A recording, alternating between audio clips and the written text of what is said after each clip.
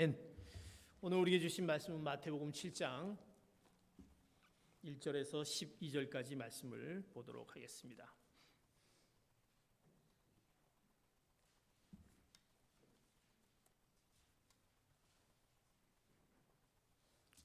우리말 성경 신약 성경 마태복음 7장 1절에서 12절까지 한 7페이지 정도 되겠습니다. 12절까지인데요. 우리가 한 절씩 제가 한 절, 여러분이 한 절 교독하도록 하겠습니다. 제가 1절 봅니다. 너희가 심판받지 않으려거든 심판하지 말라. 너희가 심판하는 그 심판으로 심판을 받을 것이며 너희가 저울질하는 그 저울질로 너희가 저울질. 어째서 너는 내 형제의 눈에 있는 티는 보면서 내 눈에 있는 들보는 깨닫지 못하느냐?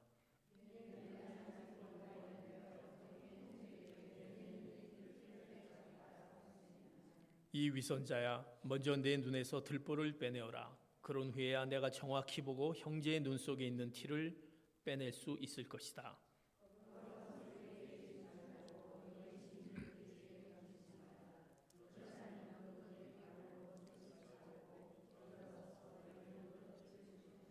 구하라, 그러면 너희에게 주실 것이다. 찾으라, 그러면 너희가 찾을 것이다.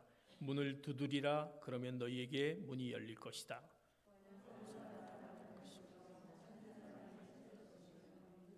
사람이 문이 열려.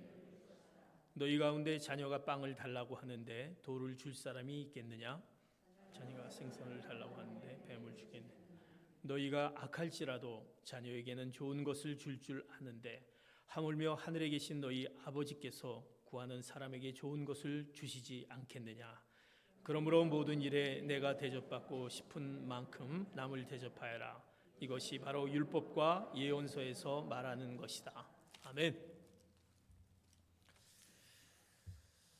창립 19주년을 저희들이 맞이하면서 저희 교회가 정말 그리스도인들이 또 주님의 그 사랑을 또 우리가 경험하는 귀한 성도님들이 또 하나가 되는 귀한 공동체의 그 모습을 또 확인하며 또 결단하는 귀한 시간 됐으면 하는 생각입니다. 하나님께서 우리 교회를 통해서 허락하신 그 하나님의 귀한 뜻과 계획이 분명히 있을 줄 믿습니다. 그러기에 늘 우리는 그 공동체, 그리스도인의 공동체로서의 삶을 어떻게 살아가야 되는지 늘 우리는 그것을 말씀 가운데 기억해야 할 것입니다. 목회는 임상이다라는 말이 있습니다. 목회는 임상이다. 임상이다라는 뜻은 환자를 이제 치료하거나 또는 그 의학을 연구하는데 하기 위해서 병상에서 하는 말이 바로 임상입니다. 그래서 목회는 임상이다. 다시 말해서 목회는 생명을 돌보는 사역이다라는 것입니다. 생명을 돌보는 사역이다. 그래서 목회는 생명 사역인 것입니다. 목회는 그리스도의 몸을 돌보는 사역, 우리의 생명을 돌보는 사역이기 때문에 생명에 대한 그 존엄성과 그 진지함이 늘 우리는 전제되어야 한다라는 것입니다. 교회 안에서 우리 성도 안에서 늘 그 생명을 향한 그 존엄성, 늘 그것을 왜 우리의 공동체 안에서 생명을 그 돌보는 것이 이 교회 안에서 이루어지기 때문입니다. 그래서 목회는 단지 목회자, 목사, 전도사만이 하는 것이 아니라 성도들이 교회 공동체 안에서 늘 전제로 삼고 우리가 같이 하나님의 교회를 우리가 세워 나가야 하는 것입니다. 우리 아이들이 가장 잘 노는 그 장난감이라고 할까요? 그런 보면 이제 레고라는 거 있지 않습니까? 아마 어렸을 때 여러분들도 아마 레고를 예전에는 그것이 굉장히 비쌌기 때문에 그렇게 하기가 쉽지 않았는데 아마 레고를 우리 자녀들이 많이 갖고 노는 것을 보게 됩니다. 근데 지금 시대가 그 레고를 별로 좋아하지 않는다고 합니다. 왜냐하면 굉장히 인내가 필요하기 때문에 요새 자녀들은 이렇게 시간을 오래 갖고 뭔가를 이렇게 하기가 쉽지 않다고 합니다. 근데 그 레고를 가만히 보면 조그만 그 조각을 하나하나 그것을 자기가 원하는 그 모양으로 그것을 맞춰서 이루어지면서 거기에 어떤 기쁨을 얻고 거기에 또 어떤 그 마음 가운데 또 만족감을 얻는 것을 보게 됩니다. 그래서 조그만 것들이 모여져서 큰 어떤 종류의 그 모양을 갖추는 그 레고. 그런데 그 레고를 가만히 보면 갖고 있다가 계속 그거를 보고 또 좋아하는 것이 아니라 실증이 나면 어떻습니까? 그 레고를 금방 부서뜨려 버립니다. 그리고 또 자기가 원하는 그 모양으로 다시 만듭니다. 왜? 그 레고는 살아있는 생명체가 아니라 죽어있는 무생물이기 때문에 가능한 것입니다. 우리는 때때로 그리스도인의 공동체로 있는 공동체 안에서 그러한 일이 벌어지곤 합니다. 우리가 그리스도 공동체 안에서 무너져 버리고 또 그것이 깨지는 그런 모습의 형태를 봅니다. 만약 우리의 어떤 살아가는 회사인 경우에는 뭐 별 문제가 없겠죠. 회사를 잘 경영하다가 문제가 생기면 깨지기도 하고 또 원치 않으면 또 그곳에서 또 나와야 되는 그렇게 되는 것이 회사일 수가 있습니다. 그러나 그리스도 공동체인 교회에서는 결코 그렇게 해서는 안 되는 것입니다. 왜? 그리스도의 공동체는 단순한 조직이 아니라 머리이신 예수 그리스도를 중심으로 우리가 몸을 이루는 우리가 서로 유기적인 생명체로 우리가 연결되어 있기 때문이다라는 것입니다. 주님을 중심으로 해서 우리가 성도들이 같이 연결되어 있는, 끊을 수 없는, 연결되는, 고리가 되어 있는 유기적 생명체이기 때문입니다. 그러기에 그리스도인의 공동체는 얼마나 그것이 중요한 것인지 우리가 생각하는 그런 그저 모였다가 흩어져 버리고 깨져 버리고 하는 그것이 아니라 우리는 그리스도 안에서 하나로 묶여져 있다라는 사실입니다. 오늘 본문 말씀에 보면 마태복음 7장 1절에서 11절의 말씀을 가만히 우리가 이제 말씀을 보면서 이 말씀의 내용은 우리가 잘 알고 있는 예수님의 산상수훈의 말씀입니다. 예수님이 산에서 이제 그 말씀을 가르치는데 마태복음 5장과 7장의 그 산상수훈의 말씀의 마지막 말씀의 그 7장의 말씀입니다. 산에서 그 말씀을 가르치면서 너희들이 이 말씀을 가지고 대대로 하나님의 말씀을 기억하고 이것을 교훈으로 삼아라는 하나님의 그 산상수훈의 말씀입니다. 그런데 이 말씀을 가만히 보면 1절부터 12절까지 가만히 보면 내용이 뭔가 쭉 연결되는 듯한 내용이 들지가 않습니다. 처음에 1절에 보면 뭐 심판하지 말라라는 것이 나오면서 또 갑자기 뭐 개에게 또는 돼지에게 나오면서 또 구하라라고 주실 것이요라고 얘기하면서 마지막에 12절의 말씀에 가서는 너희들이 대접을 받으려면 대접을 받아라. 뭔가 연결이 되지 않은 듯한 그런 것을 느끼게 합니다. 그러나 오늘 이 말씀 가운데 그리스도인의 공동체의 그 삶을 어떻게 살아가는 것을 오늘 이 말씀 가운데 주님께서 우리에게 교훈하고 있다라는 것입니다. 하나님의 백성으로 살아가기 위해서 우리가 하나님의 백성으로 어떻게 살아가야 될 것인지 그리스도인의 공동체로서 우리가 해야 될 것과 하지 말아야 될 것, 그리스도의 공동체를 잘 이루기 위해서 우리가 해야 될 것과 하지 말아야 될 것을 오늘 말씀하고 있다는 것을 오늘 이 본문을 통해서 우리가 깨닫게 합니다. 오늘 본문 말씀에 보면 그리스도의 공동체가 하지 말아야 될 것을 먼저 얘기하는 것을 봅니다. 마태복음 7장 1절의 말씀 같이 봅니다. 시작. 너희가 심판받지 않으려거든 심판하지 말라. 우리가 그리스도인의 공동체를 이루는 우리들에게 하지 말아야 될 것을 먼저 말씀합니다. 그 하지 말아야 될 그것은 서로에 대한 심판을 하지 말라라고 주님께서 말씀합니다. 옛 언약의 공동체에서는 어떤 형제의 그 연약함과 그의 부족함이 있으면 그것 때문에 문제가 발생하면 그 형제를 심판하거나 비판함으로 어떤 문제를 바로 잡았습니다. 그러나 이제 예수님께서는 형제의 연약함을 이 심판하고 비판하는 것이 어떤 공동체 문제를 해결하는데 절대로 도움이 되지 않는다라고 하기에 이제 주님께서 말씀하시는데 너희들이 공동체를 이루기 위해서는 제일 첫 번째 해야 될 것은 심판하지 말라 이렇게 말씀합니다라고 명령하고 계십니다. 심판하다라는 뜻은 많은 뜻을 갖고 있습니다.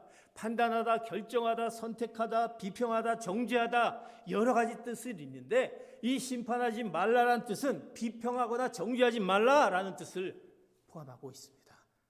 너희들이 서로 간에 우리가 그리스도 안에 공동체에 있는 서로 간의 성도들은 비평하거나 또는 정죄하지 말라, 심판하지 말라 이렇게 말씀하고 있습니다. 왜?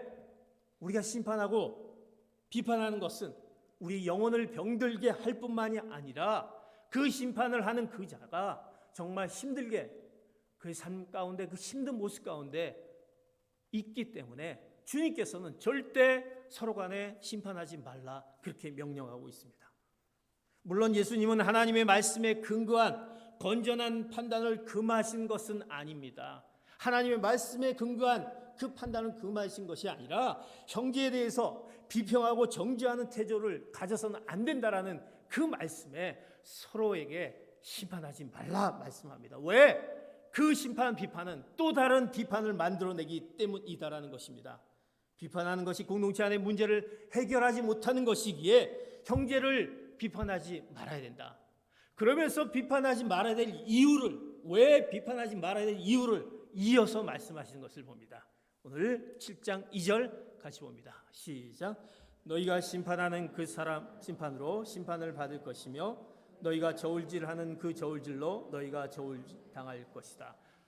주님께서 심판하지 말라 얘기하면서 왜 하지 말아야 될 이유를 이제 얘기하는데, 그 첫 번째는 하나님은 우리가 형제를 대하는 방식으로 너희들이 한 방식으로 그대로 대한다라는 것입니다. 너희들이 심판을 하면 그 심판을 당할 것이다라는 것입니다. 너희들이 저울질하면 저울질 당할 것이다라고 얘기합니다. 그것은 이제는 우리가 너희의 한 일에 대해서 책임을 물으신다라는 것입니다. 우리가 한 일에 대해서 책임을 물으신다라는 것을 말씀합니다. 우리가 남을 판단하고 평가하는 대로 하나님이 우리를 판단하고 평가하시기 때문에 우리는 판단과 평가에 신중을 기해야 합니다. 그것은 나 자신에 관련된 것뿐만이 아니라 다른 사람과 관련된 그 모든 것들에 대한 그것을 우리는 결코 무책임하게 판단하고 결정할 수 없다라는 것입니다. 우리는 우리가 내리는 모든 판단과 결정에 대해서 하나님께서 책임을 물으십니다.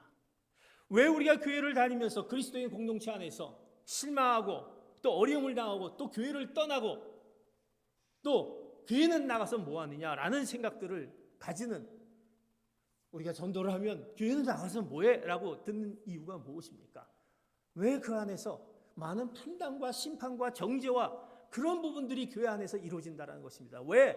교회에 오는 성도들은 다 연약한 우리의 성도들이다라는 것입니다. 각자의 삶 가운데, 각자의 삶의 틀린 삶 가운데 이제 연약한 모습으로 우리가 오는데, 그 연약한 모습 가운데 와서 하나님을 만나면서 그 가운데서 우리가 세워져 가며 그 가운데 정말 우리 잃었던 것을 다시 회복하는 이 교회 그리스도인의 공동체가 되어야 되는데, 그 안에 판단이 있고 비평이 있고 정죄가 있다라고 한다면 누가 이곳에서 하나님을 만날 수 있고 이곳에서 진정한 공동체를 이룰 수 있겠습니다.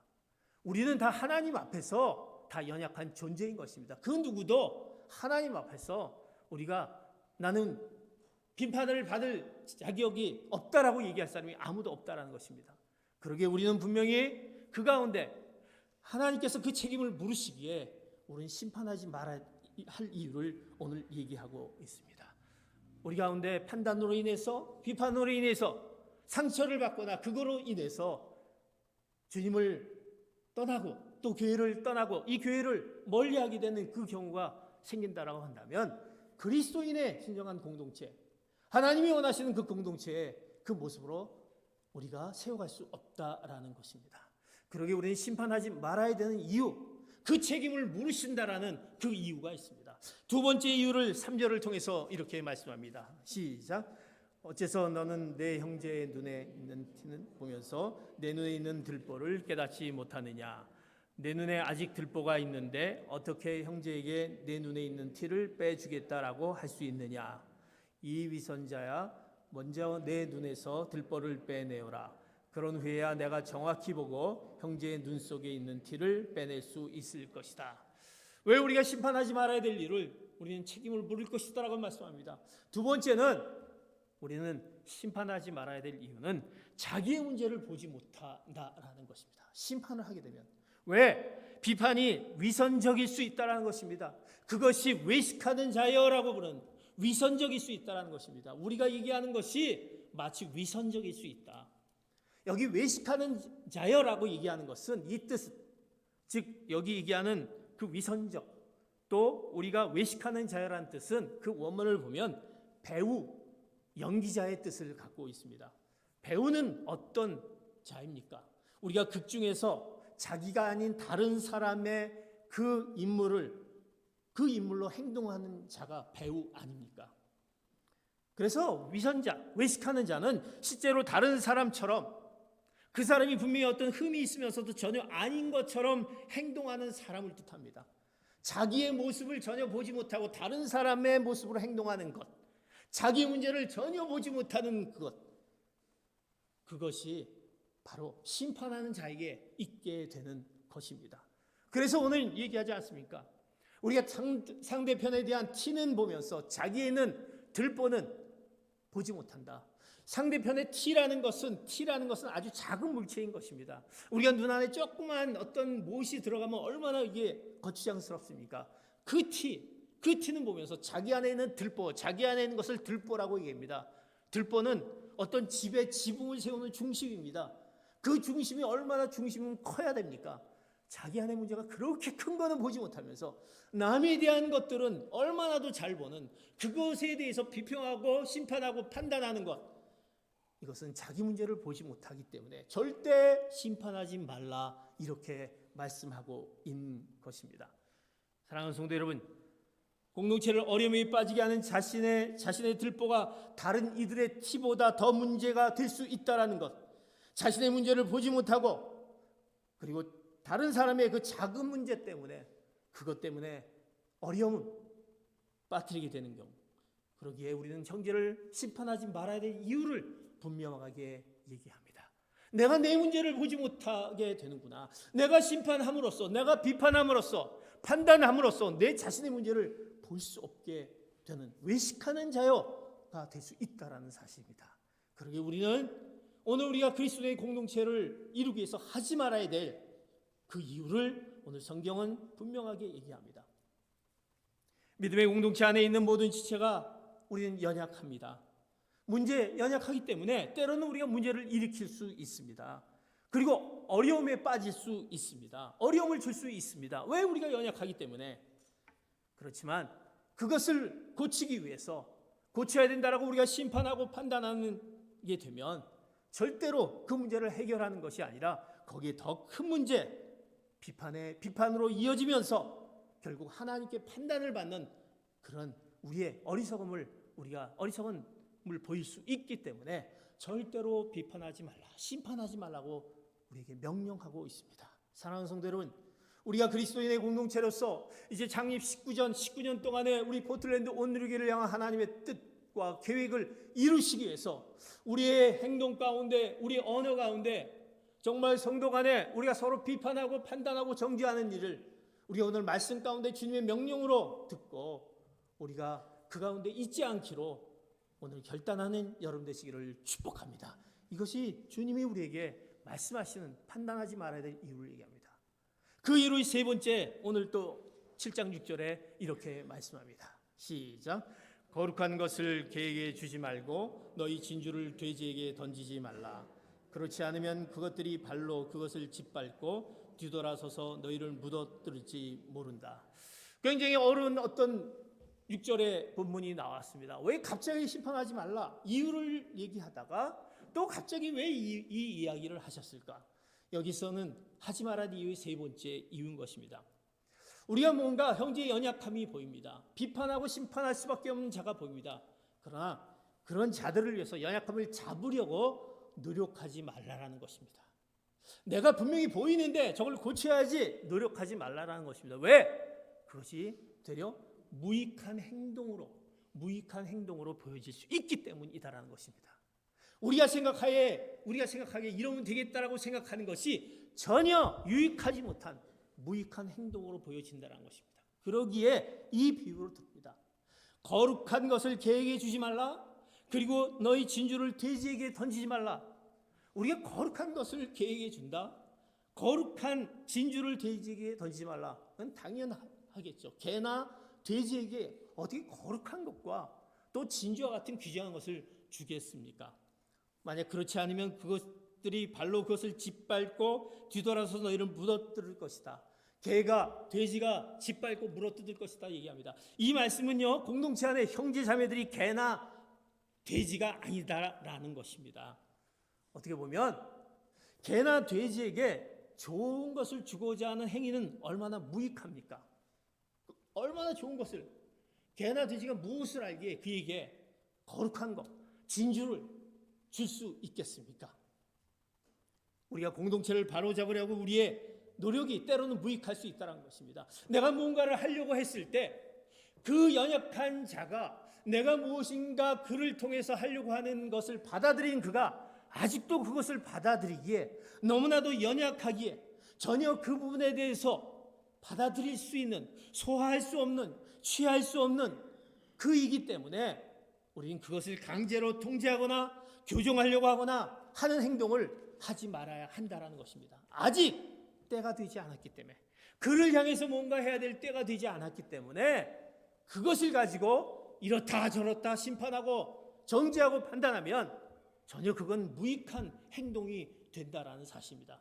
사실은 이 내면에는 그 당시에 어떤 이방인들을 향한 그 말씀, 그들에게 복음을 전해야지만 그 복음을 알아듣지 못한 그들에게 왜 복음을 전했냐, 그런 의미가 들어 있습니다. 그러나 분명히 이거와 더불어 우리가 그들을 향한, 연약한 자들을 향한 우리의 판단이, 심판이 그들을 되려 어렵게 만들고 우리가 그리스도의 공동체로 하나가 되지 못하게 만들기 때문에 절대 무익한 행동이기에 우리는 심판하지 말아야 될 이유를 이렇게 비유를 통해서 우리에게 말씀하고 있습니다.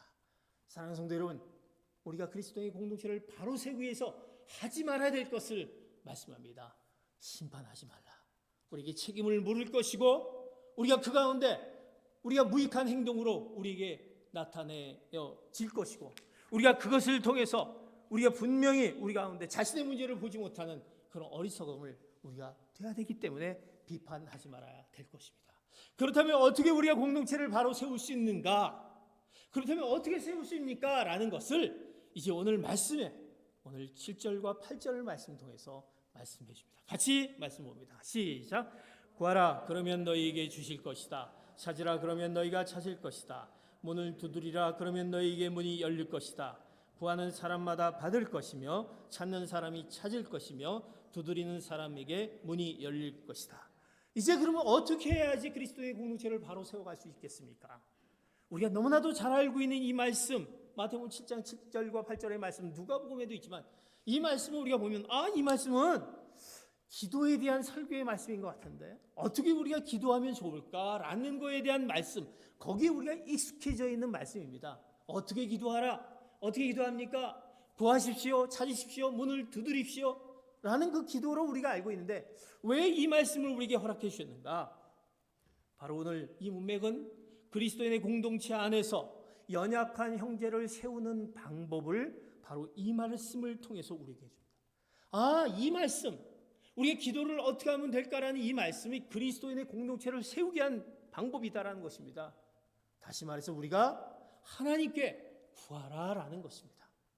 결론적으로 하나님께 구하라는 것입니다. 왜 하나님께 구하냐? 자, 그 구해야 되는 이유를 9절에서 10절 말씀, 11절 말씀 이렇게 말씀합니다. 같이 시작. 너희 가운데 자녀가 빵을 달라고 하는데 돌을 줄 사람이 있겠느냐? 자녀가 생선을 달라고 하는데 뱀을 주겠느냐? 너희가 자녀가 빵을 달라고 하는데 돌을 줄 사람이 있겠는가? 너희가 악할지라도 자녀에게는 줄 줄 아는데 하물며 하늘에 계신 너희 아버지께서 구하는 사람에게 좋은 것을 주시지 않겠느냐? 이제 너희들이 그리스도의 공동체를 세우기 위해서는 하나님께 구하라, 찾으라, 문을 두드리라 그렇게 얘기합니다. 그러면서 말씀하는 것은 왜 그리스도의 공동체를 세우기 위해서 이것을 주셨느냐? 이 얘기를 얘기합니다. 너희들이 자녀가 있는데 자녀가 빵을 달라고 하면 그 자녀에게 돌을 주겠느냐?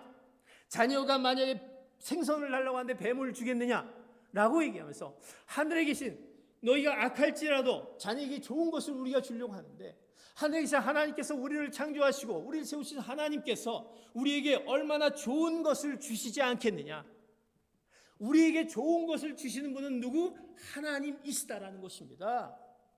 너희들이 심판하고 판단할 것이 아니라 이제 그 약하고 연약한 부분을 좋은 것으로 주시기 위한 하나님에게 간구하라 말씀하고 있다라는 것입니다.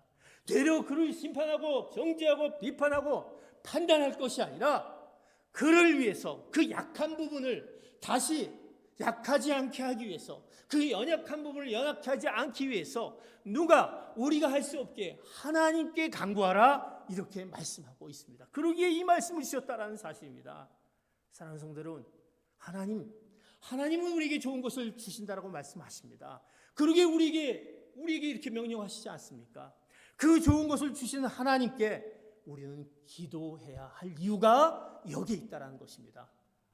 우리가 왜 기도합니까? 왜 간구합니까? 좋은 것을 주신 하나님이 계시기 때문에 우리가 구하는 것입니다. 그러기에 우리의 그리스도의 공동체 안에 연약한 자들을 위해서 다른 거 하지 말고 그들을 향해서 기도하라는 것입니다. 그들을 향해서 하나님께 간구하라는 것입니다. 하나님, 저에게 좋은 것을 허락해 주십시오. 제가 연약합니다. 약합니다.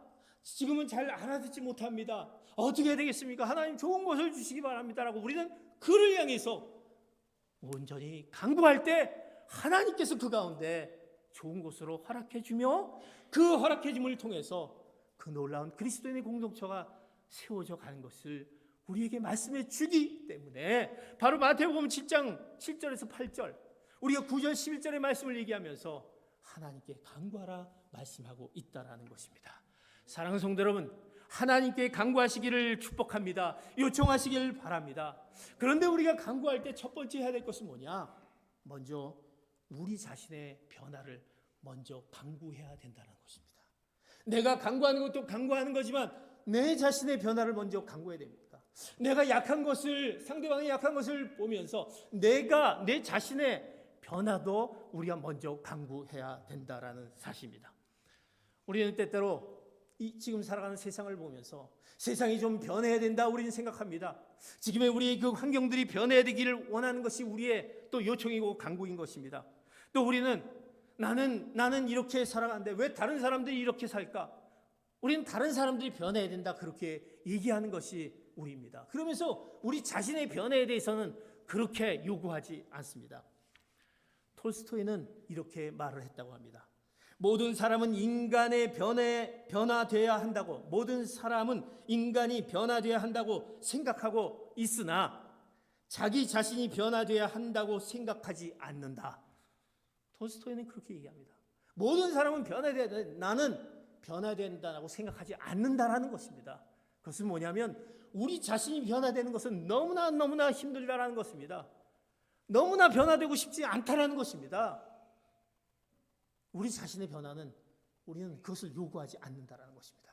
우리는 변화되어야 된다라는 것입니다. 그런데 그 변화될 수 있는 것은 우리가 하나님께 간구하는 것, 그들이 변화되기를 간구하듯이 우리의 변화도 누가? 하나님이 변화되게 하실 줄 믿습니다. 그러게 우리의 간구 가운데 내가 먼저 변하기를 원하고 더 나아가서 우리가 그 연약한 가운데 있는 그들을 향해서 간구하고 변화되기를 요청하는 우리의 간구의 기도가 있어야 되는 것입니다. 그것이 바로 그리스도의 공동체를 세워나가는 것입니다. 왜? 그리스도의 공동체는 단순한 조직이 아니다라고 얘기했습니다. 문제 있는 부분을 제거한다라고 그 문제가 제거되고 해결되는 것이 아닙니다. 왜? 그리스도의 공동체는 머리가 되신 그리스도를 중심으로 해서 우리가 몸을 이루고 있는 생명 공동체, 살아있는 공동체이기 때문에 이 살아있는 공동체를 치유하는 자는 사람이 아니라 오직 하나님이시다라는 것을 기억하시기 바랍니다. 하나님만이 치유하는 거기 때문에 그 하나님의 치유의 역사가 있기 위해서는 우리가 그 하나님께 간구해야 하는 것입니다. 사랑하는 성도 여러분, 우리가 얼마나 변화를 시키려고 애쓰는 많은 것들이 있지 않습니까? 특별히 우리 가정 가운데 내 남편, 내 아내, 내 자녀, 내가 하고 있는 그 미래 계획들 얼마나 내가 애쓰고 해보려고 합니까? 그런데 우리 한계가 있지 않습니까? 그런데 오늘 이 말씀 가운데 우리가 그것을 변화시킬 수 있는, 그것을 좋은 것으로 만들 수 있는 그분이 계십니다. 하나님이시다라는 것입니다. 이제 하나님 앞에 어떻게 간구하였을 때 하나님이 그 기도 가운데 하나님이 다 듣고 계시다라는 것입니다. 우리가 끊임없이 주님 앞에 나와서 엎드려 기도하는 이유인 것입니다. 우리가 눈물로 하나님 앞에 요청하는 것이 그거이기 때문에, 그 믿음이 우리 안에 있기 때문에 하나님 제가 나와서 지금은 어떻게 할 수 없지만 그저 하나님 앞에 엎드려 기도할 수밖에 없습니다. 하나님이 그 모든 것 가운데 해 주실 줄 믿습니다. 하나님이 우리에게 말씀을 통해서 그렇게 해준다는 것입니다. 보네포, 디트리 보네포는 이렇게 얘기합니다. 성도의 공동생활이라는 제목이 그래 이렇게 얘기합니다. 그리스도인의 공동체 안에는 인간과 인간의 직접적인 관계가 존재하지 않는다. 마치 공동체 안에는 인간과 인간과의 관계끼리 어떤 형성되어 있는 것처럼 생각하지만 그것이 존재하지 않는다는 것입니다. 다시 말해서 그리스도의 공동체 안에는 예수님의 임재와 행동이 빠진 관계는 존재할 수 없다. 예수님의 임재와 행동이 있는 가운데 우리의 관계가 형성된다라는 것입니다. 그것은 예수님을 통해 하나님을 통해서 중재가 되는 것입니다. 왜 우리가 늘 관계 가운데 어려움이 있습니까? 그 가운데 하나님이 중재하시면, 하나님이 끼어들어 계시면 그 모든 가운데 형성이 되는데 우리가 해보려고 하니 그것이 쉽지 않다라는 것입니다. 그러기에 우리가 붙잡을 수 있는 것은 하나님이라는 것입니다. 하나님께 간구하는 것입니다. 요청하는 것입니다. 그래서 구하라 주실 것이요, 찾으라 찾을 것이다, 두드리라 그러면 열릴 것이다라는 그 말씀을, 오늘 말씀을 통해서 주님께서 우리에게 간곡히 산상수훈에 우리의 이 말씀을 너희들이 대대로 기억하라는 말씀으로 우리에게 허락하고 있다라는 것입니다. 사랑하는 성도 여러분, 이제 우리의 그 기도 가운데 하나님의 그 기도에 분명히 응답하실 줄 믿습니다. 우리의 기도를 결코 외면하시지 않으시는 하나님, 하나님이 가장 좋은 것을 주시는 하나님 앞에 우리가 기도로 나가는, 간구로 나가며 그리스도의 공동체를 이루시는 여러분 되시기를 축복합니다. 우리가 연약하면 이런 얘기하십니다. 나이가 들어가면 굉장히 몸이 쇠약해집니다. 그러면 귀찮아지는 증상들이 굉장히 많아집니다. 그렇죠, 당연히요. 몸이 제대로 따라주질 않으니까. 그래서 나이가 들어가면 귀찮아지는 증상이 이렇다라고 합니다.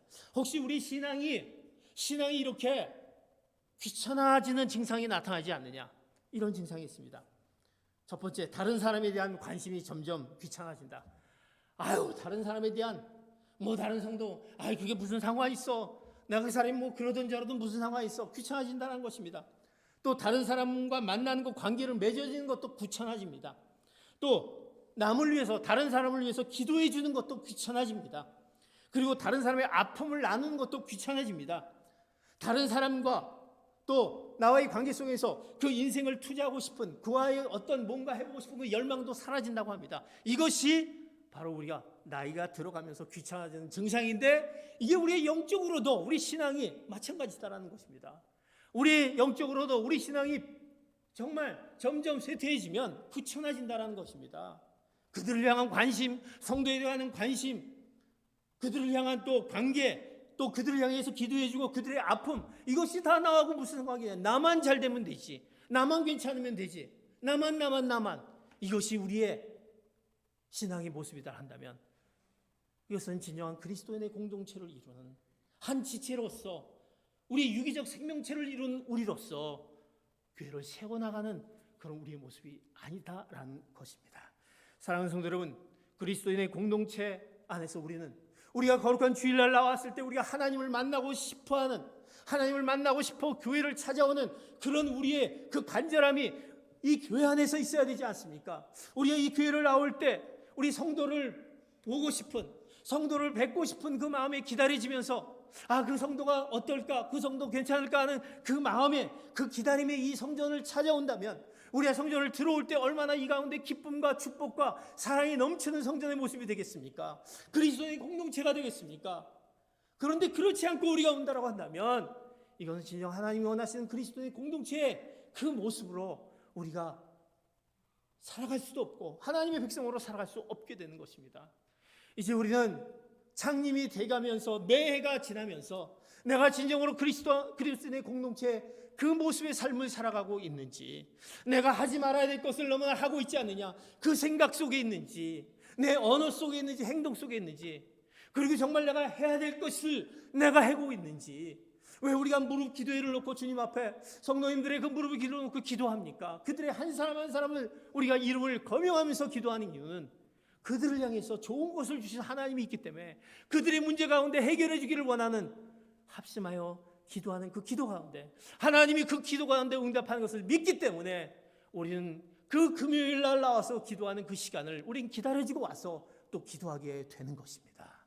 사랑하는 성도 여러분, 이제 우린 그리스도의 공동체를 이뤄가기에 우리 연약한 성도들 간에 있는 성도들이 있기에 우리 서로 간에 심판하지 말고 서로 간에 간구로서 가장 좋은 것을 주시는 하나님 앞에 간구함으로 진정한 하나님의 그 교회를 세워가는 그리스도인의 공동체를 이뤄가는 귀한 성도 여러분 되시기를 다시 한번 예수 그리스도의 이름으로 축복합니다. 기도하시겠습니다.